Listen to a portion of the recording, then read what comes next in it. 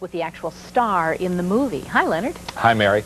Well, for many years it was standard practice in Hollywood to photograph makeup, hair, and costume tests to see how the stars would look on camera before production got underway. These tests are usually silent, so we can't hear what the people are saying, but sometimes they're eloquent just the same. And that's certainly true of the Misfits hair and costume tests, which have just surfaced after 30 years. What makes you so sad? I think you're the saddest girl I ever met. There's an eerie parallel between the young woman Marilyn plays in the Misfits and the real-life Marilyn, who was always searching for happiness.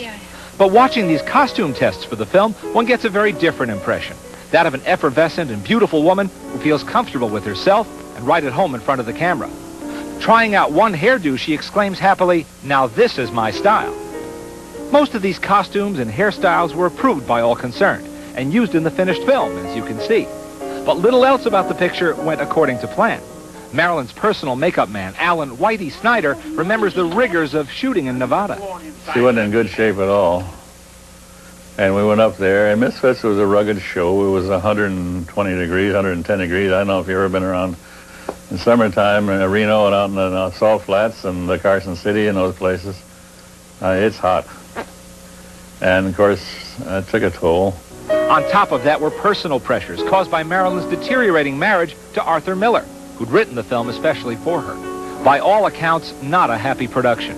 Such a contrast to the feeling we get watching these tests. We showed the test to Kevin McCarthy, who played Marilyn's divorced husband in the Misfits, and he too was struck by the buoyancy of the woman we see in this footage. I think she wanted to be that person, that happy person that's everybody's idea of what it'd be like. What a great gal to come home to, all that beauty, all that sexuality, and so bouncy and funny and friendly. But underneath was this, all this other uncertainty.